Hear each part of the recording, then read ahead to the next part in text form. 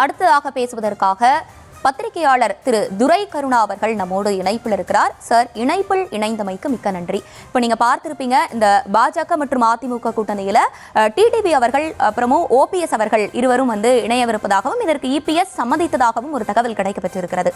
முதல்ல நீங்க இதை எப்படி பார்க்கறீங்க இந்த கூட்டணியை?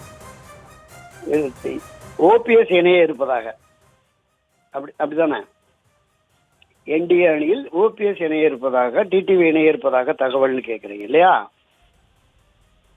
அதாவது இந்த நடைபெற இருக்கிற 2026 சட்டப்பேரவை தேர்தலில் திராவிட முன்னேற்ற கழக அணியை வீழ்த்தி அண்ணா திராவிட முன்னேற்ற கழக அணியில் ஆட்சி அமைக்க வேண்டும் என்கிற எண்ணமும் உணர்வும் பாஜகவுக்கும் அனைத்து இந்திய அண்ணா திமுகவுக்கும் இருக்கிறது. எனவே இந்த இரண்டு அரசியல் கட்சிகளும் இன்று தங்களுடைய பூர்வாங்க பேச்சுவார்த்தையை தொடங்கி இருக்கிறார்கள்.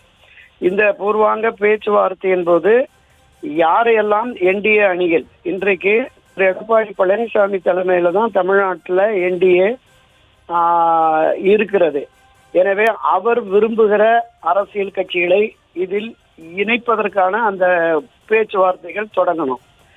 பியூஷ் கோயல் அவர்கள் திரு எடப்பாடி பழனிசாமி அவர்களை சந்தித்து யாரையெல்லாம் இந்த அணியில் சேர்க்கலாம் என்று சொல்லுகிற பொழுது திரு டிடிவி தினகரன் திரு ஓபிஎஸ் அவர்களை சேர்க்கலாம் என்று அவர் சம்மதித்தார். அந்த அடிப்படையில் பேச்சுவார்த்தை நடைபெற்றதாக செய்திகள் இது வதந்திகள், தகவல்களாகத்தான், இது ஹேஷியங்களாக தான் உலா வருகிறது.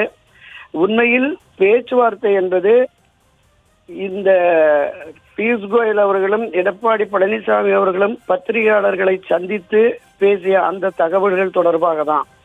தேர்தலில் வெற்றி பெறுவதற்கான வியூகங்களை வகுக்க வேண்டும், திட்டமிடுதல் வேண்டும். அந்த அடிப்படையில் தான் இந்த பூர்வாங்க பேச்சு தான்.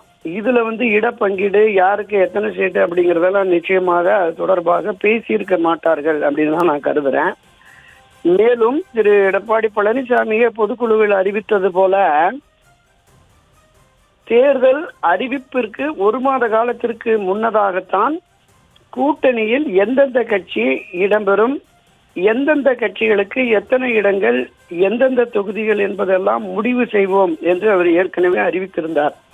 அந்த அடிப்படையில் எதிர்வரும் ஜனவரியிலேயோ பிப்ரவரி மாதத்திலேயோ தான் இந்த இடம் தொடர்பான விஷயங்கள் பேசப்படும். இப்போதைக்கு யாரெல்லாம் இந்த என்டிஏ அணியில இடம்பெற போகிறார் என்கிற பூர்வாங்க பேச்சு தான் நடைபெற்றிருக்கும். இது தொடர்பாக திரு ஓபிஎஸ் அவர்களையோ திரு டிடிவி தினகரன் அவர்களையோ தொடர்பு கொண்டதாக நமக்கு தகவல்கள் இல்லை. அவர்கள் சம்மதம் தெரிவித்தார்களா, என்டிஏவில் தொடர விருப்பம் தெரிவித்தார்களா என்பது இந்த இரு தலைவர்களும் சொன்னால்தான் நமக்கு தெரியும். ஏற்கனவே திரு டிடிவி தினகரன் பொதுவெளியில் ஊடகங்கள் மத்தியில் திரு எடப்பாடி பழனிசாமியை முதலமைச்சர் வேட்பாளராக முன்னிறுத்தினால் நான் ஒருபோதும் என்டிஏவில் இடம்பெற மாட்டேன் என்கிற கருத்தை தெரிவித்து அந்த நிலைப்பாட்டில் உறுதியாக இருப்பதாக தெரிகிறது. காலப்போக்கில் எப்படி அமைய போகிறது, என்டிஏவில் மீண்டும் அவர் இணைவதற்கு, அவரை கொண்டு வருவதற்கு பாஜக தலைமை எந்த விதமான பேச்சுவார்த்தையை தொடங்க போகிறது நமக்கு தெரியல. திரு ஓபிஎஸ் அவர்களும் இன்று இரவுக்குள் தன்னுடைய உறுதியான நிலைப்பாட்டை அறிவிப்பதாக தெரிவித்திருக்கிறார். அவரும் என்டிஏவுக்கு செல்வதாக இல்லை. ஏற்கனவே திரு அமித்ஷா அவர்கள், திரு நரேந்திர மோடி அவர்கள் தன்னை சந்திக்காதது மன வருத்தம், தன்மானத்திற்கு இழுக்கு என்று சென்று விட்டார்.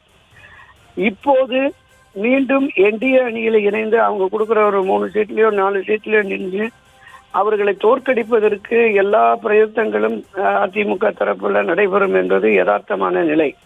எனவே இவர்கள் உடன்பட்டு விட்டார்கள் என்கிற செய்தியில் நம்பகத்தன்மை இல்லை என்பதுதான் என்னுடைய கருத்து, சகோதரி.